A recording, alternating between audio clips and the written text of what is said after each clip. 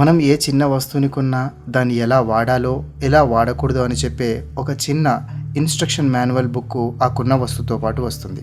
ఆ ఇన్స్ట్రక్షన్ మాన్యువల్లో ఆ వస్తువుని ఎలా వాడాలో ఎలా వాడకూడదో చెబుతూ దాన్ని వాడకూడని విధంగా వాడడం వల్ల కలిగే నష్టం గురించి కూడా వివరిస్తుంది. ఆ ఇన్స్ట్రక్షన్ మాన్యువల్కి వ్యతిరేకంగా ఆ వస్తువుని కనుక మనం వాడితే ఆ వస్తువు పాడవడమే కాకుండా ఒక్కొక్కసారి ఆ వస్తువు వల్ల మనకు భారీ నష్టం కలిగే అవకాశం ఉంటుంది.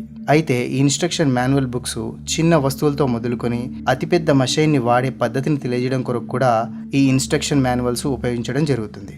ఈ విషయం మనకు తెలిసిందే. ఆధునిక సైన్స్ చెప్పే విషయం ఏంటంటే మానవుని శరీరం లాంటి సంక్లిష్టమైన యంత్రం ఇప్పటి వరకు కూడా ఎవరు తయారు చేయలేదు, తయారు చేయలేరు కూడా అని చెప్పడం జరిగింది.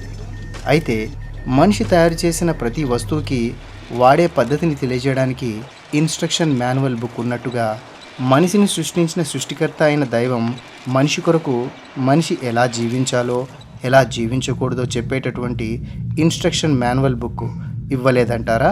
ఖచ్చితంగా మనిషిని సృష్టించిన సృష్టికర్త అయినటువంటి అల్లా మనిషి ఎలా జీవించాలి ఎలా జీవించకూడదు అనే విషయాలన్నీ తెలియజేయడానికి మనిషికి ఖురాన్ అనేటువంటి ఇన్స్ట్రక్షన్ మాన్యువల్ బుక్ ఇవ్వడం జరిగింది. అల్లా ఖురాన్లో ఇలా తెలియజేస్తున్నాడు, నిశ్చయంగా మేము ఈ ఖురాన్లో మానవులకు ప్రతి విధమైన ఉపమానాన్ని వివరించాము, కానీ మానవుడు పరమ జగడాల మారి. సృష్టికర్తకు మాత్రమే తెలుసు సృష్టికి ఏది మంచిది ఏది మంచిది కాదు అనే విషయం. కాబట్టి సృష్టికర్త అయినటువంటి అల్లా మనిషికి కావలసినటువంటి ప్రతి సమాచారాన్ని ఖురాన్ గ్రంథంలో తెలియజేశాడు. ఉదాహరణకి ఖురాన్లో అల్లా తెలియజేస్తున్నాడు, ఓ విశ్వాసులారా, ఉపవాసం మీకు విధిగా నిర్ణయించబడింది, ఏ విధంగానైతే మీ పూర్వీకులకు విధిగా నిర్ణయించబడి ఉండెనో బహుశా మీరు దైవభీతి పరులై ఉంటారని. ఈ వాక్యాన్ని మనం గమనించినట్లయితే అల్లాహ్ మనిషికి ఉపవాసాన్ని ఎందుకు విధిగా చేశాడు మనం ఆలోచిస్తే ఈరోజు సైన్స్ చెప్పే విషయం ఏంటంటే ఉపవాసాల వల్ల లాభాలు ఎన్నో ఉన్నాయని, అందులో ముఖ్యమైనవి కొన్ని మనం గమనించినట్లయితే ఉపవాసం పాటించడం వల్ల బ్లడ్ షుగర్ లెవెల్స్ కంట్రోల్గా ఉంటాయి, ఉపవాసం ద్వారా మీ యొక్క రోగ నిరోధక శక్తి పెరుగుతుందని, ఉపవాసం పాటించడం వల్ల గుండె జబ్బులు రాకుండా ఉంటాయని New York state department of health వారి సర్వే ప్రకారం ప్రతి సంవత్సరం 6,95,000 మంది గుండె జబ్బులతో చనిపోతున్నారు. ది ఎకనామిక్ టైమ్స్ 2022 రిపోర్ట్ ప్రకారంగా ఇండియాలో చివరి 4 సంవత్సరాలలో 25,000 నుండి 28,000 మరణాలు కేవలం గుండె జబ్బుల ద్వారా సంభవించాయి. అమెరికన్ హార్ట్ అసోసియేషన్ 2020 రిపోర్ట్ ప్రకారంగా ప్రపంచంలో 2020లో 1,90,00,000 మంది గుండె జబ్బుతో మరణించడం జరిగింది.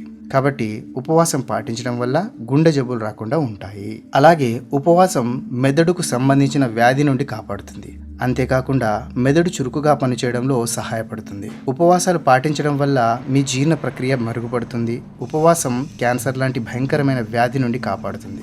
అలాగే ఉపవాసం పాటించడం వల్ల జీవితకాలం కూడా పెరుగుతుంది.